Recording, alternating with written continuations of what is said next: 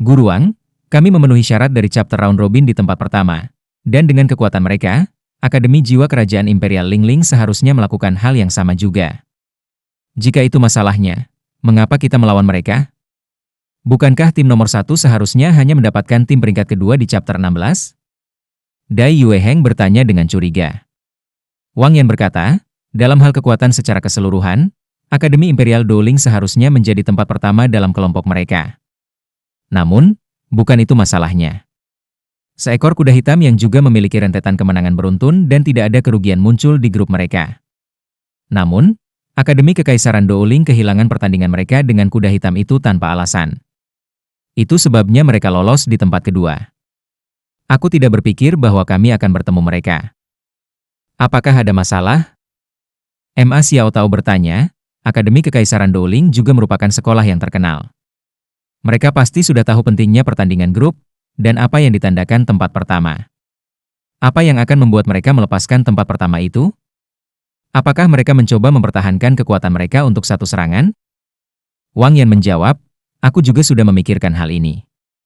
Satu-satunya perbedaan antara tempat pertama dan kedua di chapter kualifikasi terletak di chapter 16. Itu tidak memiliki signifikansi apapun setelah pertandingan ini. Douling Imperial Soul Academy pasti melakukan ini karena suatu alasan, dan mereka pasti menyembunyikannya dengan baik. Kami hanya akan dapat melihat mengapa dalam pertandingan. Untungnya, kami menyimpan fakta bahwa kamu dan Yueheng juga berpartisipasi dalam pertandingan ini secara rahasia. Dengan kalian memimpin tim, seharusnya tidak ada masalah yang terlalu besar. Oke, aku akan menjelaskan aturan chapter penyisihan berikutnya. Lebih dari 10.000 tahun ketika turnamen duel benua jiwa lanjutan telah diadakan, peraturannya tidak pernah berubah. Ini khususnya terjadi pada putaran eliminasi akhir. Untuk membuat turnamen lebih menarik, serta untuk lebih baik menampilkan kekuatan komprehensif dari akademi yang berpartisipasi, format turnamen akan sedikit berubah dari pertandingan sebelumnya. Chapter eliminasi tidak akan ditentukan menggunakan undian seperti pertandingan sebelumnya. Setiap pertandingan akan diadakan selama 2 hari. Dan pertarungan tim dan chapter sistem gugur individu akan diadakan. Memenangkan pertarungan tim tidak berarti kamu pasti akan melanjutkan ke chapter berikutnya. Jika kamu dapat mengalahkan ke-7 lawan kamu hanya dengan menggunakan 3 anggota, kamu akan dapat membalikan hasil pertandingan tim. Di sisi lain, tim yang memenangkan pertarungan tim dapat menjamin kemajuan mereka ke tahap selanjutnya dengan mengalahkan 3 lawan mereka menggunakan 7 anggota tim. Aturan turnamen ini menggambarkan pentingnya kekuatan tim secara keseluruhan dan memberikan kesempatan kepada tim yang memiliki individu yang kuat. Misalnya, tim kami memiliki jiwa kaisar seperti Ma Xiao Tao dan Dai Yueheng. Bahkan jika kita kalah dalam pertarungan tim, mereka mungkin bisa bersinar di pertandingan individu dan mengalahkan ke-7 lawan mereka sendiri. Dalam hal ini, kami masih bisa memenangkan chapter penyisihan. Karena itu, meskipun chapter penyisihan menguji kekuatan kita secara keseluruhan, itu memberikan peluang besar bagi individu yang kuat. Akademi yang benar-benar kuat pasti akan berusaha sangat keras untuk membina siswa terbaik mereka, dan satu alasan untuk itu adalah untuk memungkinkan mereka mengubah gelombang pada pertandingan individu chapter penyisihan. Fakta bahwa chapter penyisihan sebenarnya diadakan dengan cara seperti ini adalah sesuatu yang tidak pernah dibayangkan oleh siapapun. Huo Yuhao bertanya, Guru Wang, lalu apa yang terjadi dalam perkelahian 1v1 jika seorang anggota tim terluka atau kelelahan akibat pertarungan tim? Wang Yan menjawab, maka itu akan tergantung pada kekuatan bangku tim itu. Setiap akademi yang berpartisipasi dalam turnamen ini harus memiliki tim persiapan, sama seperti kalian sebelumnya. Jika sesuatu seperti apa yang baru saja kamu katakan terjadi pada seorang anggota tim resmi, seorang anggota dari tim persiapan harus mengambil tempat mereka. Bei, Su Sanshi.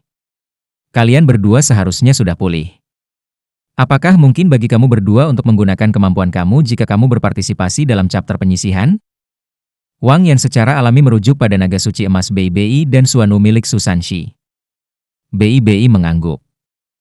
Aku harus bisa. Jiwa bela diri aku tidak diperkuat seperti milik Su Sanshi. Namun, itu semua tergantung pada apakah aku bisa keluar.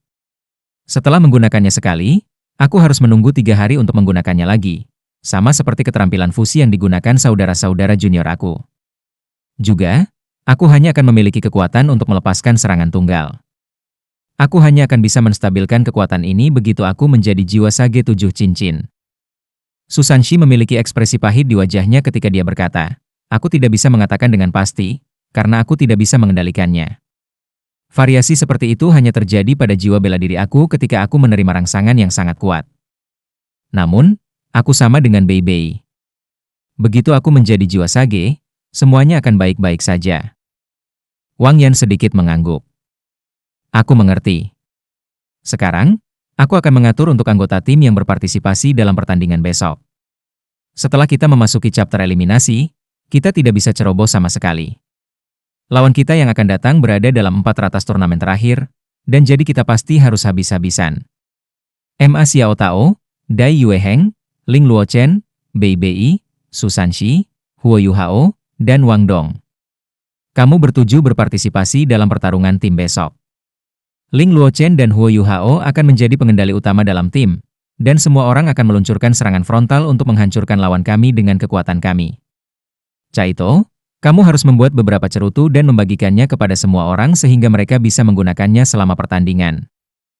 Iya. Hicaito menjawab.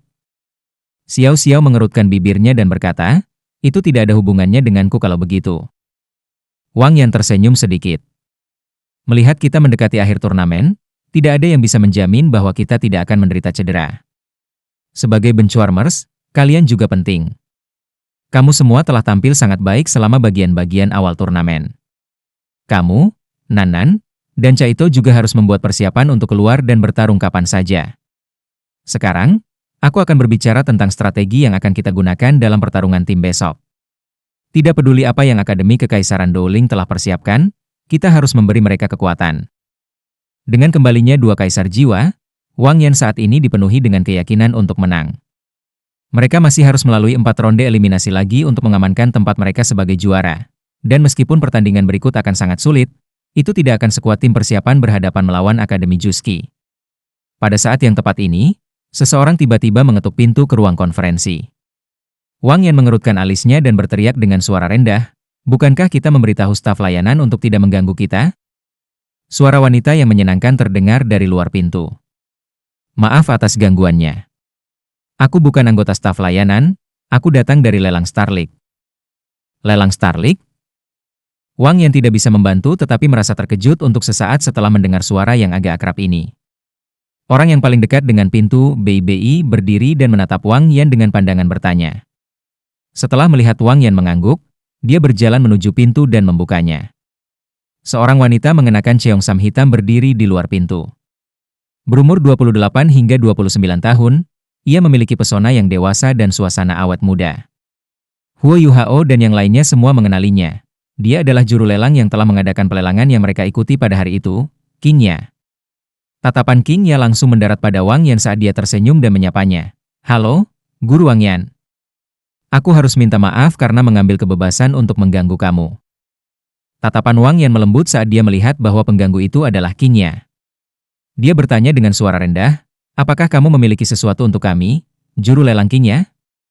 Juga, bagaimana kamu menemukan kami di sini? King Ya meminta maaf, ketika kamu datang ke pelelangan terakhir kali, kamu menggunakan akun Shrek Academy untuk menyelesaikan tagihan. Jadi, kami secara alami menebak asal-usul kamu. Setelah mengajukan beberapa pertanyaan, kami dapat menemukan di mana kamu berada. Lelang Starlight kami mengadakan lelang peringkat teratas malam ini, dan lelang seperti ini hanya akan diadakan sekali atau 2 kali setahun. Hanya tamu terhormat kami yang paling terhormat yang menerima undangan dari kami untuk hadir. Terakhir kali, kami tidak tahu bahwa kamu berasal dari Akademi nomor 1 benua, Akademi Shrek, dan dengan demikian kami keliru mengabaikan kamu. Bos lelang kami telah meminta aku untuk mengirimkan kartu undangan ini kepada kamu. Jika kamu semua memiliki waktu luang malam ini, kamu dipersilakan untuk berpartisipasi dalam pelelangan kami. Aku percaya bahwa pasti akan ada beberapa hal menarik di lelang malam ini. Ketika dia berbicara, dia meletakkan kartu undangan di atas meja. Kemudian, dia memegang senyumnya saat dia membungkuk dan berkata, kalau begitu, aku tidak akan mengganggu kalian semua lagi. Sekali lagi, aku minta maaf. Dengan itu, dia perlahan bergerak mundur dan menutup pintu setelahnya. Wang Yan menyipitkan matanya saat melihat surat undangan emas yang indah, lelang Starlight ini mengesankan. 11 surat undangan, dan tidak sedikit. Mereka bahkan dapat mengabaikan blokade Star Luo Empire di sekitar hotel ini untuk mengirimkan surat ini. Mereka benar-benar terampil. Dai Yueheng mengambil surat undangan dan meliriknya. Ini sebenarnya lelang tingkat atas. Lelang itu tidak salah, lelang seperti ini hanya diadakan sekali atau 2 kali setahun. Di masa lalu, bahkan aku tidak memiliki kualifikasi untuk berpartisipasi di dalamnya. Hanya ayah aku, anggota keluarga kerajaan, pengusaha besar, dan guru dan insinyur jiwa tingkat atas diizinkan untuk berpartisipasi di dalamnya. Pasti tidak akan ada kekurangan barang bagus yang dijual di sana, tapi harganya sangat mahal. Lelang Starlink seharusnya hanya mencoba membangun hubungan yang baik dengan akademi kami. Mereka seharusnya tidak memiliki motif tersembunyi. Guru Wang, apa pendapat kamu tentang ini? Wang Yan memandang sekilas pada semua orang, dan melihat cahaya harapan di semua mata mereka. Mereka memang penguasa jiwa yang paling menonjol di antara rekan-rekan mereka, tetapi mereka masih sekelompok anak-anak. Mereka juga tertarik pada hal-hal baru. Selain itu, pelelangan peringkat atas seperti ini tidak dapat dengan mudah dimasukkan. Baik. Karena semua orang telah berkompetisi selama ini, kita harus sedikit bersantai. Namun, kita harus tetap membuka mata dan menutup mulut untuk menghindari masalah. Pertandingan besok adalah yang paling penting. Setelah pelelangan berakhir, kami akan segera kembali ke hotel untuk beristirahat. Hidup Guru, Wang. Xiao Xiao adalah orang pertama yang melompat berdiri. Huo Yuhao, Wang Dong, dan yang lainnya semua memiliki ekspresi gembira di wajah mereka. Mereka dipenuhi dengan rasa ingin tahu terakhir kali mereka pergi ke lelang Starlink.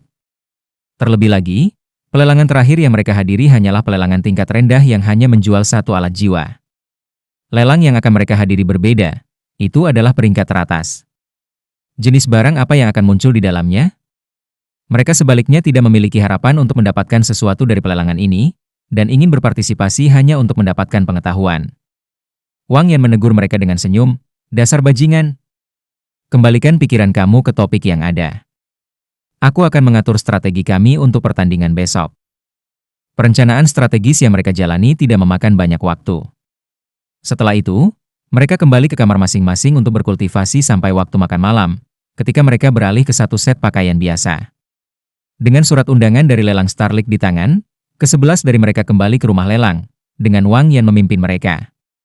Yang mengejutkan, juru lelang King Ya sudah menunggu mereka di dekat pintu masuk.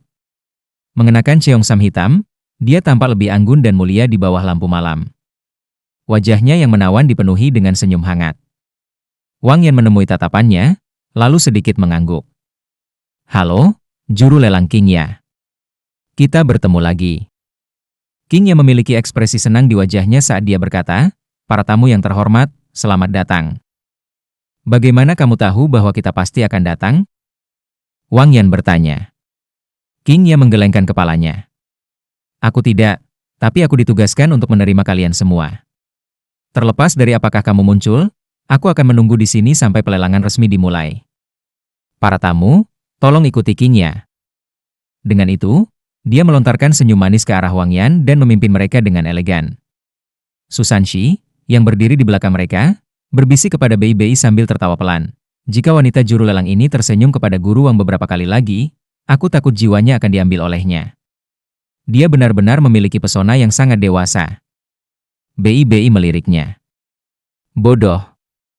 Ketika mereka berdua berbicara, mereka sudah memasuki lelang Starlink. Bagian dalam lelang Starlink identik dengan kunjungan mereka sebelumnya. Tidak ada informasi tentang lelang peringkat teratas hari ini yang telah menyebar ke publik. Dipimpin oleh King Ya, mereka berjalan menuju bagian dalamnya, dengan cepat melewati ruang lelang yang mereka masukkan terakhir kali. Setelah mencapai ujung koridor, dua wanita muda yang mengenakan cheongsam emas berjalan mendekati mereka. Mereka membungkuk ke arah Wang Yan dan menyambutnya, lalu bertukar beberapa kata dengan King Ya. Setelah itu, seorang gadis berbalik ke dinding dan menekannya dengan tangan kanannya. Segera, adegan aneh terjadi. Riak-riak seperti gelombang mulai muncul di dinding, dan beberapa lapis cahaya secara bertahap menstabilkannya. Ketika gadis itu menekankan tangannya di dinding, sebuah pola cahaya menyapu secara horizontal. Setelah itu, dinding perlahan membelah menjadi dua dengan dengungan, mengungkapkan jalan di dalamnya. Berbeda dengan emas yang menyilaukan di luar, jalan ini putih bersih. Itu tidak memiliki dinginnya warna putih, tetapi perasaan unik yang dipenuhi dengan kelembutan dan realisme. Lantai, atap, dan dinding ubin dengan batu giok putih semi-transparan. Di bawahnya bisa dilihat pola yang samar-samar tersembunyi. Namun, Pola tersembunyi ini tidak bisa dilihat dengan jelas. Namun, ruangan ini jelas jauh lebih halus daripada bagian luar. Cahaya putih lembut menembus koridor dari segala arah, sedangkan kedua sisi ruangan memiliki lingkaran cahaya biru yang menyatu membentuk garis. King yang menjelaskan dengan lembut, ini adalah pelelangan nomor 1 yang kami gunakan untuk melakukan lelang peringkat teratas. Hanya tamu kami yang paling terhormat yang akan diundang ke sini untuk mengikuti pelelangan. Aku hanya di sini karena kamu tamu terhormat. Kalau tidak, aku tidak mungkin memiliki kualifikasi untuk memasuki tempat ini dengan peringkat juru lelang aku. Wang yang tidak kelopak mata saat berkata, melihat apa yang kamu kenakan sekarang, sepertinya kamu sudah dipromosikan. King ya tersenyum. Aku juga harus berterima kasih padamu untuk itu. Aku bisa mengumpulkan cukup banyak jasa untuk menjadi juru lelang peringkat hitam dengan menjual pisau pemecah jiwa yang ominous terakhir kali. Semuanya, silakan masuk. Dengan itu, dia perlahan memimpin. Dua gadis dengan cheongsam emas, yang tampak berusia sekitar 18 atau 19 tahun, datang untuk menyambut mereka. Setelah berjalan sedikit ke depan, pintu-pintu mulai muncul di kedua sisi dinding. King yang membawa mereka menjadi satu yang bernomor 7.